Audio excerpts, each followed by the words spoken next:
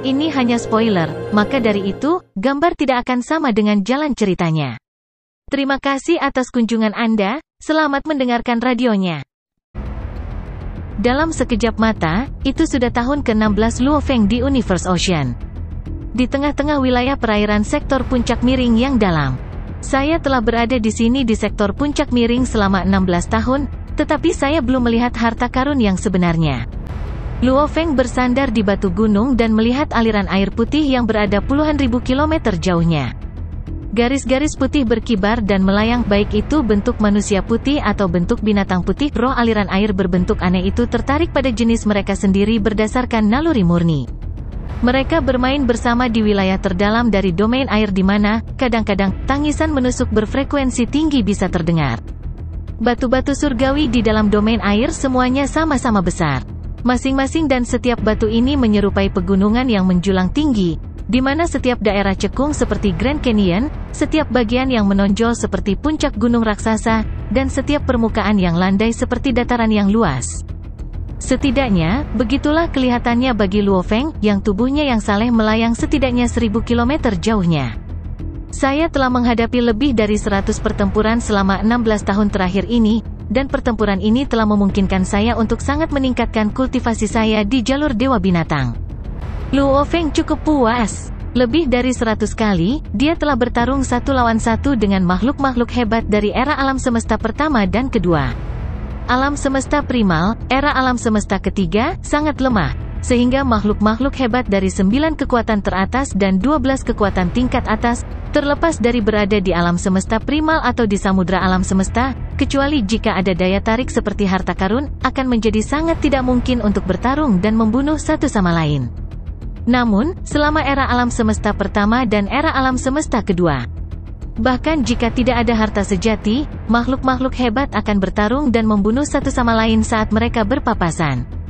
Selama berada di Universe Ocean, Luo Feng memiliki kesempatan untuk berhubungan dengan gaya pertarungan baru. Juga, cara-cara baru dalam memanfaatkan hukum alam semesta benar-benar membuka mata baginya, karena ia kemudian dapat memahaminya dengan analogi. Ini memungkinkannya untuk meningkat pesat dalam hal budidaya jalur Dewa Binatang. Itu berkali-kali lebih cepat daripada melatihnya dengan rajin di alam semesta primal. Bahkan prestasinya dalam mempelajari ukiran rahasia juga meningkat pesat. Sayang sekali aku masih belum bisa menciptakan teknik yang paling kuat, keluh Luo Feng. Kapan saya bisa mencapai tingkat ketiga menara bintang masih belum diketahui tanpa masa depan yang pasti. Tunggu saja, Roaming Tilted Peak Sector selalu seperti itu. Sebagian besar waktu, akan ada kedamaian, tetapi saat kesempatan tiba, semua orang akan berusaha sekuat tenaga untuk memperjuangkannya. Luo Feng berubah menjadi seberkas cahaya dan terbang dengan tenang, di mana dia mulai menjelajah lagi. Domain air sangat besar. Makhluk hebat yang tak terhitung jumlahnya dari 3 era alam semesta telah menghabiskan waktu tanpa henti untuk menjelajahi wilayah air, tetapi tidak ada yang bisa menjelajahi semuanya. Sekarang, Luo Feng juga menjelajahi wilayah air dengan langkahnya sendiri. Sebelumnya ketika saya menemukan Firestone Master, saya diam-diam mengikutinya, kata Anyong Master. Ketika saya sudah cukup dekat, saya segera merilis harta sejati tipe domain dan ruang tertutup. Seorang Tuan Yong, yang diposisikan di ruang hampa, menggelengkan kepalanya sambil menghela nafas. Firestone Master benar-benar konyol, tepat ketika saya berhasil menahan diri dan hampir bisa membunuhnya, bentuk manusia Luo Feng dari alam semesta utama ini harus muncul entah dari mana dan menggagalkan rencana saya. Jika saya berhasil membunuh Firestone Master, saya akan mendapatkan banyak harta karun sejati, dan dengan harta yang sudah saya miliki, saya kira saya akan dapat menukar harta karun domain puncak yang sebenarnya. Sekali lagi, Anyong Master menggelengkan kepalanya dan menghela nafas. Dia penuh dengan kebencian. Di sisinya ada makhluk hebat lainnya dari klan mata ilahi. Cahaya melingkar di belakang kepalanya juga memiliki bayangan bermata tunggal. Ini adalah karakteristik yang unik untuk makhluk hebat dari klan mata ilahi. Anyong, adakah keuntungan dari perjalananmu ke domain internal? Yang besar lainnya diminta. Domain internal terlalu berbahaya, kata Anyong Master. Saya hanya berkeliaran di area yang jauh lebih aman di dalam domain internal. Tempat-tempat ini sudah ditelusuri secara menyeluruh sebelumnya. Meskipun saya bertarung cukup banyak di sini, dan bahkan ada satu kali di mana saya berhasil memojokkan lawan saya, pihak lain cukup gila untuk lari ke wilayah berbahaya di dalam domain internal. Saya tidak cukup berani untuk mengikutinya. Seorang Young Master dipenuhi dengan perasaan tidak berdaya. Karena itu, tidak ada yang didapat. Saya pikir masih lebih baik untuk menjelajahi domain air dengan langkahnya sendiri, kata makhluk hebat dari klan mata ilahi. Tingkat bahayanya rendah, dan terkadang, harta karun bisa diperebutkan. Siapa tahu, Anda bahkan mungkin dapat berpapasan dengan beberapa penguasa alam semesta yang lebih lemah yang dapat Anda bunuh dengan mudah. Petik 2. Imperial, perjalananmu bermanfaat? Seorang Tuan Yong bertanya. Agak, Tuan Kekaisaran tersenyum. Ini adalah satu-satunya percakapan yang dibagikan oleh Imperial Master dan An Yong Master. Setelah itu, mereka berpisah. Itu selalu lebih sepi di dalam sektor puncak miring, jadi makhluk hebat dari klan yang sama biasanya akan terlibat dalam percakapan, meskipun sebentar, ketika mereka bertemu satu sama lain. Dalam sekejap mata, 2 tahun lagi berlalu. Hua, hua, hua. Imperial Master tampan, dan seluruh tubuhnya disilaukan oleh cahaya putih berkabut. Di bagian belakang kepalanya ada cahaya melingkar yang sama, dan di dalam cahaya melingkar ini ada bayangan bermata tunggal. Dia terbang perlahan di wilayah terendah dari domain air.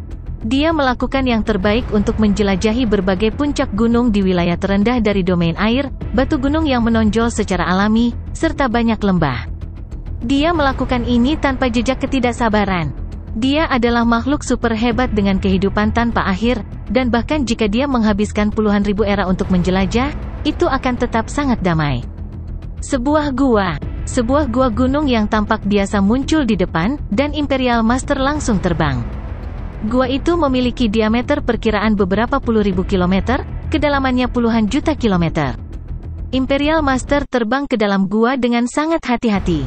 Kadang-kadang, di dalam wilayah perairan, gua dan lembah yang tampak biasa mungkin menyimpan harta terpendam. Imperial Master merasakan jejak riak energi yang samar dan lemah. Riak energi, mungkinkah? Mata Imperial Master bersinar dalam sekejap. Wajahnya berubah menjadi penuh semangat saat matanya menyapu setiap inci gua di depannya. Dia bahkan menggunakan kekuatan dewa untuk memindai sekeliling. Dia maju dengan kecepatan yang sangat lambat. Gua itu gelap, dalam, dan berkelok-kelok. Imperial Master menekan emosinya yang mengamuk, kecepatannya menjadi lebih lambat. Setelah hampir 6 jam, hanya itu saja. Imperial Master baru saja menyelesaikan tikungan di gua ketika dia melihat, di ujung yang jauh, layar cahaya terang. Ini membuatnya semakin bersemangat. Mungkin saja ada harta karun tersembunyi di dalam domain air, bahkan mungkin keuntungan unik untuk diklaim. Imperial Master bergerak dengan kecepatan yang sangat lambat, tetapi dia segera tiba di layar cahaya terang. Barang berharga, harta karun yang luar biasa. Imperial Master mengangkat kepalanya dan melihat ada layar terang yang menghalangi jalan di depan. Layar terang ini mengeluarkan riak energi yang sangat lemah. Lebih aneh lagi, Imperial Master sebelumnya menggunakan kekuatan dewa untuk memindai sekelilingnya, tetapi dia belum menemukan layar terang ini. Layar yang cerah. Hanya jika ada harta karun sejati yang sangat kuat di sektor puncak miring, situasi unik seperti itu akan muncul. Misalnya, jika ada tanah berbahaya di sekitarnya, atau ada layar terang seperti ini yang tidak terdeteksi. Imperial Master sekarang sedang dilanda emosi. Sebagai makhluk hebat dari era alam semesta pertama, dia tidak kekurangan pengalaman. Berdasarkan pengalamannya sebelumnya, layar cerah itu sendiri tidak menimbulkan ancaman. Masih lebih baik untuk lebih berhati-hati, kata Imperial Master sambil melambai. Sebuah bola biru muncul dari udara tipis dan mulai mengembang dengan cepat. Segera mencapai ketinggian ribuan kilometer. Tubuh Dewa Imperial Master berdiri di ketinggian 1000 kilometer. Jadi, dengan satu langkah, dia berhasil masuk ke dalam bola. Ini pasti harta karun sejati tipe istana tersegel tingkat atas. Jika saya bersembunyi di dalamnya, bahkan jika Master tertinggi alam semesta meluncurkan serangan skala penuh, dia tidak akan bisa membunuh saya. Petik 2. Imperial Master semakin bersemangat. Dia mungkin telah berkeliaran untuk waktu yang tak terhitung jumlahnya dan menghadapi situasi unik karena kemunculan harta tertentu, tetapi itu adalah saat-saat dia bersama makhluk-makhluk hebat lainnya dari klan mata ilahi. Ini adalah pertama kalinya dia bisa memiliki harta yang begitu berharga untuk dirinya sendiri. Dilihat dari tingkat aktivitas ini, setidaknya ini akan berada pada level harta sejati tipe domain puncak. Siapa tahu, mungkin benda aneh atau bahkan benda unik yang luar biasa. Imperial Master sedang mengendalikan harta sejati tipe istana tertutup tingkat atas. Hua terbang perlahan, ketika dia bersentuhan dengan layar terang itu, rasanya seolah dia menembus lapisan air. Tidak ada jejak penghalang sama sekali. Layar cerah lainnya. Imperial Master terkejut menemukan bahwa ada lapisan lain dari layar terang di belakang yang pertama. Sekali lagi, dia menerobos lapisan layar terang lainnya. Lapisan ketiga. Imperial Master semakin bersemangat dan penuh harap saat dia terus menembus lapisan-lapisan terakhir. Lapisan keempat, lapisan kelima, lapisan keenam. Ada total 9 lapisan. Ini pasti tanah harta karun yang luar biasa. Sepertinya, saya, Tuan Kekaisaran, cukup beruntung. Petik 2. Imperial Master baru saja melewati lapisan ke-9 dari layar terang. Tidak. Semuanya kembali dalam keadaan hening. Gua yang gelap, dalam, dan berliku itu kembali ke ketenangannya yang tenang dan normal. Layar terang masih ada, tidak ada jejak perbedaan atau perubahan. Seolah-olah Imperial Master belum pernah masuk. Ras mata ilahi dari era alam semesta pertama memiliki 7 alam semesta mini. Di tengah satu, sebelum avatarnya muncul, Imperial Master dipenuhi dengan kegembiraan dan harapan, tetapi yang diikuti adalah ekspresi ketakutan dan kepanikan. Tidak, Peng, avatarnya dimusnahkan. Saat avatarnya dimusnahkan, penguasa seluruh alam semesta mini itu, yang merupakan penguasa sejati ketiga dari klan mata ilahi, segera ditemukan. Imperial telah dimusnahkan. Desahannya bergema di seluruh miniatur alam semesta. Di tanah tertinggi alam semesta mini, avatar selusin penguasa alam semesta yang berada di tempat yang berbeda mulai berdatangan. Tuan sejati ketiga, Tuan Kekaisaran telah dimusnahkan? Bagaimana dia bisa dimusnahkan? Siapa yang membunuhnya? Bagaimana dia mati? Dalam sekejap, semua orang melontarkan pertanyaan karena cemas. Lagi pula, menurut metode pembagian klan mereka, Imperial Master adalah Master Alam Semesta tingkat keempat, dianggap berada di tingkat teratas, jadi bahkan jika dia bertukar pukulan dengan makhluk tertinggi alam semesta, jika pertarungan berlangsung selama dalam waktu singkat, dia masih bisa berharap untuk kesempatan bertahan hidup. Untuk seluruh klan mata ilahi, pemusnahan Master Alam Semesta adalah kejadian yang hanya akan terjadi sekali dalam bulan biru. Sebuah suara terdengar dari langit. Imperial dimusnahkan dalam sepersekian detik, avatarnya tidak bisa meninggalkan informasi sama sekali. Kecepatan di mana dia dimusnahkan bahkan tidak memberinya waktu untuk meninggalkan informasi apapun. Saat seseorang bertemu dengan situasi yang sangat berbahaya, hal terpenting yang harus dilakukan adalah menjalin kontak dengan makhluk hebat lainnya untuk meminta bantuan. Suara itu mengartikulasikan kata-kata ini perlahan. Itu berarti, Imperial Master pasti tidak mendeteksi adanya bahaya sebelumnya. Dan ketika dia menyadari betapa bahayanya sangat dekat, sudah waktunya baginya untuk menghadapi pemusnahan. Dia bahkan tidak bisa mencari tahu mengapa dia dimusnahkan. Bahkan Master tertinggi alam semesta tidak akan mampu mencapai ini. Apa yang bisa begitu menakutkan? Sepertinya itu murni sektor puncak miring dalam bentuk aslinya yang menciptakan bahaya yang menakutkan. Semata-mata kekuatan makhluk besar saja tidak akan mampu mencapai sesuatu pada tingkat ini. Avatar dari penguasa alam semesta ini semua tahu.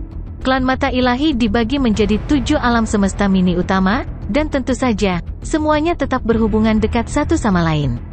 Berita tentang pemusnahan Imperial Master dengan cepat menyebar ke petinggi klan mata ilahi. Imperial sedang menjelajahi domain air. Bahaya pasti telah mencapainya dari area tertentu dalam domain air. Untuk sesuatu yang menciptakan bahaya kehancuran instan bagi Imperial bahkan di dalam wilayah perairannya. Ada sesuatu yang sangat luar biasa tentang tempat ini. Menurut informasi terakhir yang terkait dengan situasi ini yang dapat ditemukan, sesaat sebelum pemusnahannya, Imperial seharusnya berada di kerangka acuan ke 193.293 sesaat sebelum kejatuhannya. Sekarang, aku memerintahkan 3 penguasa alam semesta dari klanku yang berada di wilayah air sektor puncak miring, Master Yong, Master pengisian ulang, dan Master pengusir waktu, untuk menuju ke kerangka referensi ini dalam domain air untuk melakukan penyelidikan. Kalian semua harus sangat berhati-hati. Jika kalian menemukan sesuatu yang salah atau mendeteksi jejak bahaya, kalian tidak dapat lari ke sana sendirian. Dipahami? Dipahami. Dipahami. Seorang Young Master, Replenishment Master, dan Time Banishing Master menanggapi perintah tersebut tanpa basa-basi lagi, lalu berteleportasi dalam ruang kosong sektor puncak miring dengan kecepatan yang sangat tinggi. Mereka berkelana jauh ke dalam domain air dan maju ke kerangka acuan ke 193.293 untuk eksplorasi Rincin. Di atas sektor puncak miring, batu-batu raksasa terbang beberapa kali lebih cepat dari cahaya, dan 3 makhluk berkumpul, semuanya bersinar.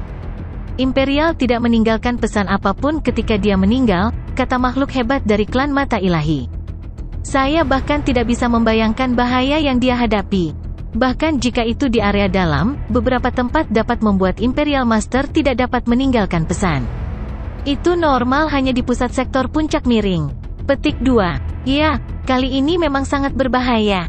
Kami akan mengikuti perintah dari Master sejati pertama, dan begitu kami menemukan tempat yang berbahaya atau aneh, kami akan segera melaporkannya. Aku hanya takut usaha kita akan sia-sia. Kemungkinannya adalah Imperial bahkan tidak mati di area yang ditentukan. Betul sekali. Itu adalah area yang ditentukan beberapa hari sebelum Imperial meninggal. Dia mungkin mati di area sekitarnya, dan kemungkinan dia mati di area dalam. Tidak masalah, ikuti saja perintahnya. Saya akan bertanggung jawab untuk area ini, Anyong, yang itu, Time Banishing, yang itu. Oke, hua.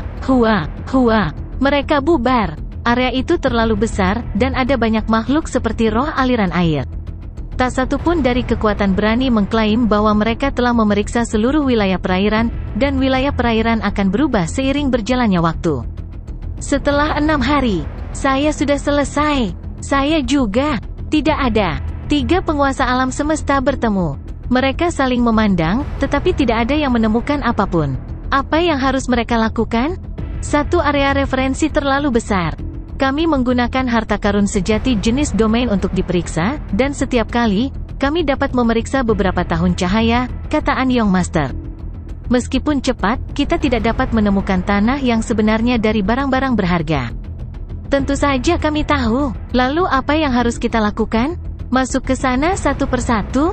Namun, ini akan memakan waktu lama untuk berjalan 1 tahun cahaya. Area yang panjangnya 1 tahun cahaya, lebarnya 1 tahun cahaya, dan tingginya 1 tahun cahaya, berapa lama waktu yang dibutuhkan? Inspeksi tidak terbang. Imperial memeriksa gua-gua itu dengan hati-hati dan keluar jika dia tidak menemukan barang berharga. Dia berjalan perlahan melintasi gua, celah, dan hutan.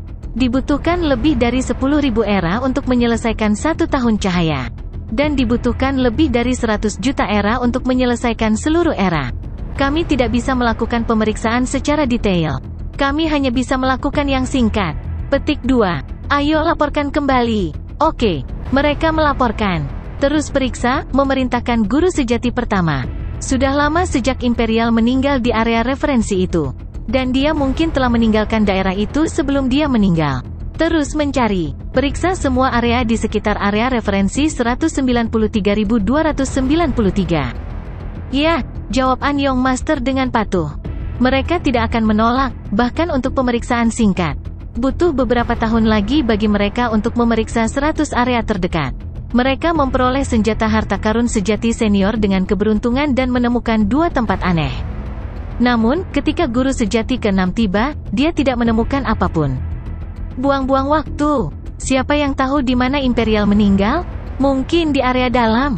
Itu sia-sia. Klan Mata Ilahi juga melakukan penelitian menyeluruh. Mereka pertama-tama memeriksa area air, lalu meneliti apakah harta sejati guru kekaisaran telah muncul di tangan makhluk-makhluk hebat dari ras lain. Guru sejati ke-6 pergi ke sana secara langsung. Namun, mereka hanya bisa mengakui kegagalan pada akhirnya. Mereka tidak mendapatkan apa-apa. Biasanya, ras Mata Ilahi tidak akan menyerah begitu saja jika makhluk hebatnya terbunuh. Namun, mereka tidak dapat menemukan apapun kali ini, jadi mereka hanya bisa menghadapinya. Seorang guru Yong, guru pengusir waktu, dan guru pengisian ulang terpisah satu sama lain. Guru pengusir waktu dan guru pengisian pergi sementara guru Anyong terus masuk lebih dalam di wilayah perairan. Saya bertemu Imperial sebelum dia meninggal, dan dia sepertinya mendapatkan sesuatu di area air, kata Anyong Master. Kemungkinan dia meninggal di wilayah perairan, aku akan terus memeriksanya di sistem referensi 193.293. 12 tahun telah berlalu sejak Imperial Master meninggal. Luo Feng terbang di angkasa, dan dia melihat air terjun di sektor puncak miring yang menjulang. Sektor puncak miring dikatakan sebagai salah satu dari 3 tanah ekstremis. Sudah 30 tahun sejak saya datang ke sini, dan saya tidak mengalami bahaya apapun. Panjang. Air terjun raksasa itu tingginya puluhan juta tahun cahaya, dan setiap tetes air bisa menyaingi sebuah bintang. Betapa kuatnya seluruh air terjun itu? Jika semua air terkonsentrasi pada satu titik, bahkan penguasa tertinggi alam semesta dapat dibunuh. Saat dipisahkan, air di bagian bawah terus berubah di bawah pusaran dan benturan. Aku akan pergi ke gunung utama sektor puncak miring. Saya hanya akan tetap di atas. Tidak akan berbahaya jika aku tidak masuk. Luo Feng terus berteleportasi sendiri. Su. Dia terus mendekati gunung itu. Dan itu adalah pertama kalinya dia tiba di tubuh utama sektor puncak miring. Setelah 30 juta tahun cahaya teleportasi, Luo Feng cukup dekat dengan gunung utama. Luo Feng berhenti di langit. Di depannya adalah gunung utama sektor puncak miring. Namun, Luo Feng mengerutkan kening dan melihat ke bawah. Bagaimana, sayap Siwuku? Dia melihat kembali ke Siwu Wings-nya, yang sebentar-sebentar gemetar. Memanggil, itu seperti magnet yang menarik satu sama lain. Sayap Siwu-nya sepertinya tertarik pada sesuatu. Itu panggilan yang lemah. Arah mana itu? Daerah perairan yang dalam? Luo Feng melihat ke bawah dan mengerutkan kening. Dia tidak berpengalaman. Sayap cahaya milik Ksatria Tian yang sebelumnya telah menarik sayapnya, tetapi daya tarik itu sangat kuat. Daya tarik ini, bagaimanapun, adalah lemah. Apakah sayap ketiga di bawah sana?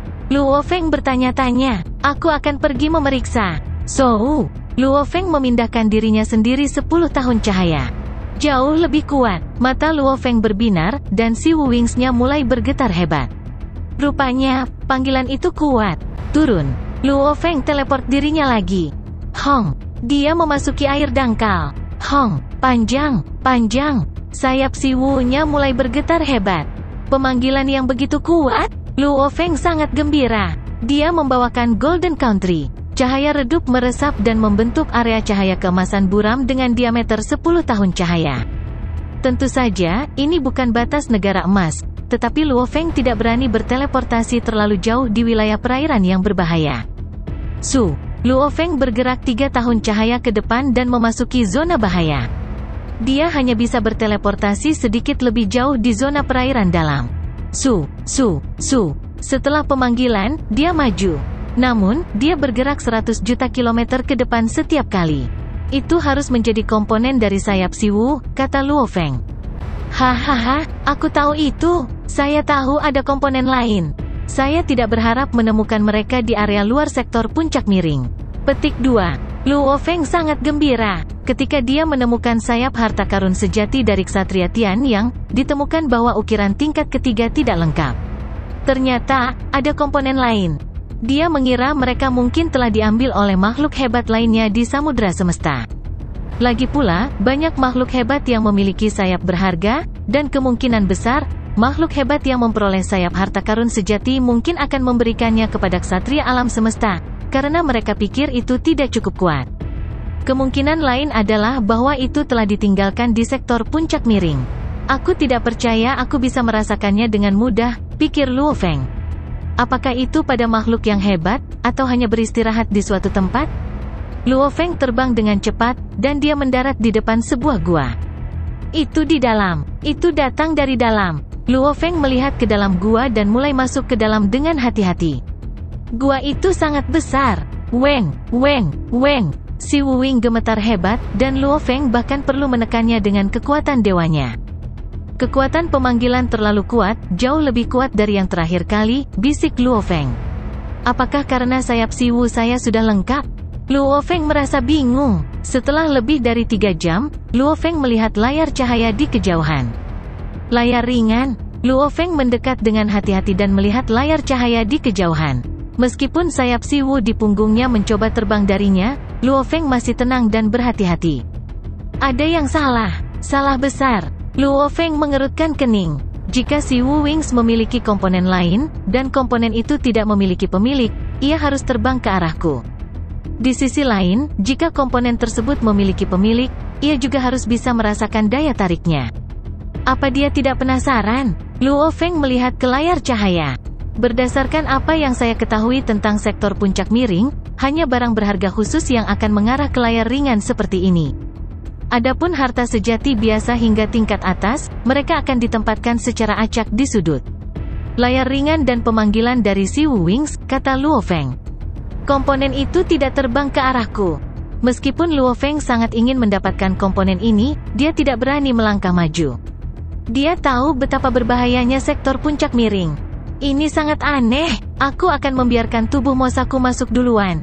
Luo Feng memutuskan dengan cepat. Dalam beberapa tahun terakhir, setiap kali dia mengalami sesuatu yang aneh, dia membiarkan tubuh Mosanya terlebih dahulu. Tubuh Mosa muncul dan terbang ke depan. Dia menyentuh layar cahaya dan masuk. Tubuh Dewa Mosa itu kecil. Kemurnian kekuatan ilahinya rendah, dan ia tidak memiliki harta sejati apapun. Bahkan jika tubuh Mosa telah dikorbankan, tubuh Dewa Golden Hornet Beast dan tubuh penduduk bumi asli dapat dengan mudah memulihkan kehilangan yang sangat kecil ini dengan bernapas sebentar. Itulah alasan mengapa, selama 30 tahun terakhir, tubuh Mosa ditempatkan di domain eksternal sektor puncak miring untuk menangani area yang melibatkan ketidakpastian. Melewati layar yang cerah. Tubuh Mosa melihat ke depan, merasa bingung. Itu masih terowongan di depannya, dan ada layar terang baru. 2 lapis layar yang terang? 3 tanah paling berbahaya adalah tempat paling menakutkan di Universe Ocean. Situasi unik hanya akan muncul di bawah wilayah tertentu yang sangat unik. Tubuh Mosa bingung. Sekarang, ada 2 layar terang berturut-turut. Apa yang mungkin ada di sana? Bergerak maju dengan gesit, dia dengan mudah melewati layar terang itu. Layarnya sendiri tidak akan bisa menghalangi jalan para penyusup, tapi mereka bisa menyebabkan segala macam eksplorasi, bahkan yang dilakukan oleh kekuatan dewa, gagal. Tuhanku, lapisan ketiga dari layar terang? Tubuh Mosa sangat terkejut. Dia melanjutkan pengeboran, lapisan keempat, lapisan kelima, lapisan keenam. Tubuh Mosa benar-benar shock saat itu. Dari informasi mengenai sektor puncak miring, pegunungan yang mengalir tak terhitung, dan perahu semesta yang telah disediakan oleh ras manusia, ada deskripsi skenario tentang harta karun sejati yang menakutkan yang dilahirkan. Dan juga, catatan skenario yang melibatkan kelahiran harta sejati tertinggi. Tapi tentu saja, setiap skenario berbeda. Ada total 12 catatan di layar cerah, 3 diantaranya terkait dengan harta karun sejati dan 9 terkait dengan harta langka. 3 skenario sebelumnya tentang harta karun sejati melibatkan harta karun sejati puncak dengan 1 lapisan layar terang, harta karun puncak luar biasa dengan 3 lapis layar terang, dan harta karun puncak luar biasa dengan 3 lapisan layar terang, masing-masing. Lapisan ke-7, lapisan ke-8. Sebenarnya ada lapisan ke-9, harta karun yang besar. Ini jelas merupakan harta terpendam yang sangat besar. Jika makhluk besar memberitahu saya bahwa ada harta sejati tertinggi di dalamnya, saya akan percaya tanpa keraguan. Tubuh Mosa bekerja saat dia melihat lapisan ke-9 dari layar terang di depannya. Menilai dari cara sayap Si Wu melakukan perjuangan gila dalam upaya mereka untuk terbang ke gua ini, mungkin ada komponen lain dari sayap Si Wu di dalam. Bahkan jika itu adalah komponen dari harta karun tertinggi, itu tidak mungkin menjadi sangat kuat. Itu tidak akan bisa menggunakan 9 lapisan layar yang terang. Tubuh Mosa tidak tahu apa yang harus dilakukan dari situasi ini. Luo Feng dipenuhi dengan kebingungan. Pertama, komponen yang hilang itu tidak terbang dengan sendirinya. Kedua, isyarat itu intens. Itu jauh melampaui waktu ketika dia pertama kali bertemu Flowing Light Wings. Ketiga, 9 lapisan layar terang itu luar biasa. Mungkinkah di sana tidak hanya ada komponen sayap Si Wu, tetapi juga harta sejati lainnya? Misalnya, harta sejati tertinggi? Petik 2. Tubuh Mosa berusaha menekan banyak pikiran yang berkecamuk di benaknya. Ketika sampai pada harta terpendam, jika seseorang berpegang pada harapan yang terlalu indah, semakin besar kekecewaannya, kenyataan terkadang bisa sangat kejam. Apapun, aku akan mencari tahu sendiri. Dia mengebor melewati lapisan ke-9 layar terang dengan mudah. Ini adalah Saat tubuh Mosa melewati layar terang ke-9, dia menyadari bahwa sekitarnya telah menjadi ruang menyilaukan raksasa yang tak tertandingi. Tubuh Mosa masih memiliki waktu singkat untuk melakukan beberapa pengamatan cepat dan hati-hati sebelum banyak sinar menyilaukan raksasa menyapu melewatinya seperti pisau. Kemudian dia merasakan sakit yang luar biasa menjalari seluruh tubuhnya. Peng! Tubuh Mosa dimusnahkan dalam sekejap. Luo Feng berada di gua, di luar layar terang pertama. Apa-apaan ini? Luo Feng mengedipkan matanya tak percaya, benar-benar terkejut. Ini, tubuh Mosaku, setidaknya, adalah seorang ksatria alam semesta. Namun ini cukup untuk memusnahkan seorang ksatria alam semesta dalam sekejap. Dia tidak diberi waktu untuk berpikir sama sekali. Sungguh serangan yang sangat menakutkan. Itu sebanding dengan serangan oleh Master Alam Semesta. Petik 2. Luo Feng merenung sedikit. Aku akan mencoba lagi. Saat berikutnya, tubuh Mosa lain muncul di sampingnya. Seperti kilatan cahaya, sekali lagi melewati layar terang di depan mereka. Sebelum layar terang ke-9, tubuh Mosa menggertakkan giginya. Saat saya masuk, saya akan mengeksekusi domain teknik bakat saya. Itu akan bisa membuatku tetap hidup untuk waktu yang singkat. Aku akan melihat sendiri harta apa yang ada di tanah harta karun tersembunyi ini, untuk dapat menyelimuti sekeliling dengan kekuatan yang begitu menakutkan. Hua! Dalam sepersekian detik, dia telah mengebor jalan melewati layar terang ke-9, dan saat dia masuk, dia mengeksekusi domain teknik bakatnya. Di dalam ruang yang sangat luas itu, tubuh Mosa telah sepenuhnya menyesuaikan diri dengan area seluas 10.000 km. Hong! Sinar perkasa yang tak terhitung jumlahnya menyapu segala sesuatu seperti bilah tajam. Di ruang yang luas ini, ruang semesta itu sendiri telah menjadi aliran partikel yang tak ada habisnya. Tidak lama setelah tubuh Mosa berubah menjadi domain, dia merasakan dampak dari kekuatan penghancur bumi yang menyerangnya, memusnahkannya dalam sekejap. Luo Feng berdiri membeku di depan layar terang pertama jauh di dalam gua, terlalu terpana untuk bereaksi. Detik berikutnya, matanya menyala. Menghancurkan surga dan menghancurkan bumi? Ini menghancurkan segala sesuatu di dalam ruang alam semesta. Waktu dan ruang membentuk alam semesta. Tubuh Mosa saya mengeksekusi teknik bakatnya, domain, tetapi masih tidak dapat bertahan. Ini benar-benar, Luo Feng sangat ketakutan saat kesadarannya muncul, tetapi pada saat yang sama, jauh di lubuk hatinya, dia merasakan gelombang ekstasi yang tak terukur. Harta karun terpendam benar-benar harta karun terpendam tingkat atas, terbesar, dan sangat mungkin bahwa harta karun sejati tertinggi tersembunyi di dalamnya. Yang disebut metode pemecah paksa. Semua hukum di hadapan kekuatan absolut seperti itu harus mundur. Itu seperti bagaimana makhluk tertinggi alam semesta dapat memastikan bahwa perintah mereka, setelah diberikan, akan ditegakkan dengan ketat. Bahkan asal mula alam semesta untuk sementara akan mundur dari pertempuran tanpa perlawanan.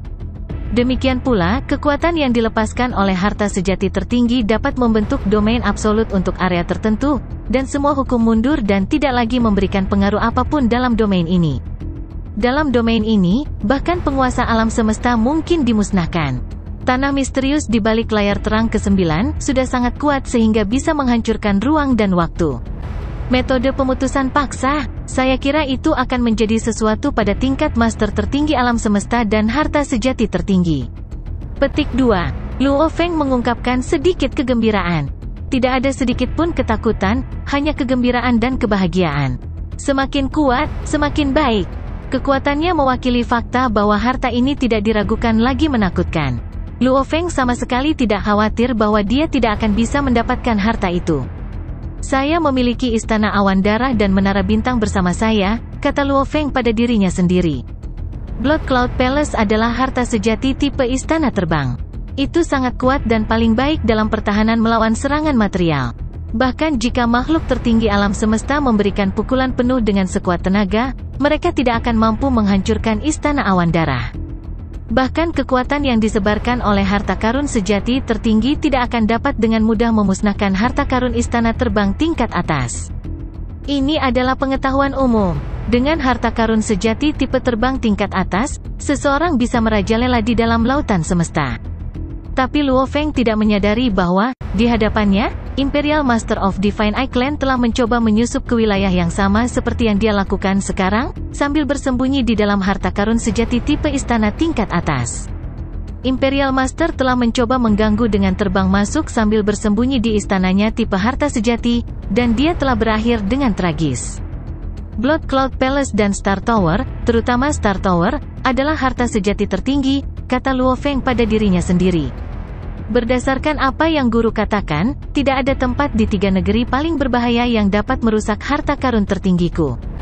Tapi, sebelum saya masuk, selalu lebih baik untuk terlebih dahulu memahami situasi di dalam dengan baik. Petik 2. Saya tidak percaya bahwa sinar pedang yang merobek tubuh Mosa saya bisa begitu menyebar, pikir Luo Feng. Sebelumnya, tubuh Mosa telah dimusnahkan 2 kali tanpa melihat situasi sebenarnya di dalam. Itu hanya tahu bahwa sinar pedang yang menyilaukan mengirimnya ke malapetaka. Tubuh Mosa diganggu sekali lagi. Seperti yang diharapkan, itu disambut dengan sapuan-sapuan dari sinar pedang yang perkasa dan menyilaukan tanpa henti untuk dimusnahkan dalam sepersekian detik segera. Ketiga kalinya, diikuti oleh yang keempat, lalu yang kelima. Saya akan mencoba 100 kali jika itu yang diperlukan. Saya tidak percaya bahwa saya akan berakhir dimusnahkan setiap saat. Petik 2. Luo Feng bukanlah seseorang yang mengambil risiko dengan mudah. Star Tower mungkin cukup kuat untuk membuatnya tetap aman, tetapi itu hanya menunjukkan fakta bahwa Star Tower mampu menangkal serangan material. Dalam informasi yang diberikan oleh manusia, ada lebih dari segelintir catatan tanah berbahaya seperti itu di mana bahkan menara bintang tidak akan dapat melarikan diri jika jatuh. Membuat tubuh Mosa mati berulang kali adalah cara untuk mengumpulkan lebih banyak informasi. Itu di luar pertimbangan keamanan. Adapun tubuh Mosa, bahkan jika itu harus dimusnahkan 100 kali, kekuatan ilahi yang dikonsumsinya hanya akan membutuhkan waktu yang singkat untuk tubuh penduduk bumi asli dan tubuh binatang bertanduk emas untuk membawanya ke pemulihan. Itu dimusnahkan secara gila-gilaan dan berulang kali. Setiap saat, dia akan berhadapan dengan badai sinar pedang berfrekuensi tinggi, perkasa, dan tak berujung dan dimusnahkan dalam sekejap. Kali ke-39, tubuh Mosa kembali menyerang. Tubuh Mosa sangat gembira melihat bahwa sinar pedang raksasa dan menyilaukan tanpa henti telah berkumpul menjadi badai. Badai tak terbatas ini mengelilinginya di sekelilingnya, tetapi itu tidak menyentuhnya sama sekali, meskipun untuk sesaat. Tubuh Mosa segera mengamati sekelilingnya, dengan cepat mengamati segala sesuatu di dalamnya. Bahkan tidak sepersejuta detik, tapi dengan kecepatan kesadaran Luo Feng, dia bisa melihat pemandangan dengan jelas. Ini adalah ruang yang sangat luas, di tengah ruang yang gelap gulita, ada aliran kacau dari partikel bergulir yang tak terhitung jumlahnya, dan badai pedang yang menyilaukan tanpa henti menyapu segala sesuatu di sekitarnya. Area itu begitu luas sehingga satu kali melihat sekeliling akan diukur dalam tahun cahaya. Dalam ruang yang luas ini, pemandangan yang paling mempesona adalah sesuatu yang jauh. Itu sangat besar. Itu membuat Luo Feng benar-benar kehilangan kata-kata. Sayap, tinggi tanpa akhir dan triliunan kali lebih menyilaukan daripada matahari. 2 sayap yang terbentang sangat besar. Sinar menyilaukan sayap putih itu memberikan kekuatan yang begitu kuat bahkan dari atas, Luo Feng bisa merasakan kekuatan mengerikan yang membuat kesadarannya terhenti dalam sepersekian detik. Tak lama setelah, tubuh Mosa tersapu dan dicekik sampai mati oleh badai pedang. Jauh di dalam gua yang gelap dan berkelok-kelok di luar lapisan pertama layar terang, Luo Feng berdiri terpaku di tempat yang sama. Pikirannya dipenuhi dengan pemandangan yang menggetarkan jiwa itu. Itu adalah sepasang sayap tak berujung triliunan kali lebih menyilaukan daripada matahari. Dia merasa seperti sepasang sayap cahaya yang sangat besar. Rasa superioritas yang mereka pancarkan memberi Luo Feng perasaan ditaklukkan. Sayap, sepasang sayap. Tanah misterius ini sebenarnya adalah sepasang sayap? Luo Feng tercengang. Mungkinkah sepasang sayap yang menakutkan ini merupakan komponen dari sayap Siwu saya? Apakah itu mungkin? Apakah ini mungkin? Anda pasti bercanda. Petik 2. Luo Feng telah melihat banyak jenis harta karun sejati. Bahkan harta sejati tertinggi bukanlah pemandangan baru baginya. Dia sendiri memiliki harta karun tertinggi, Star Tower.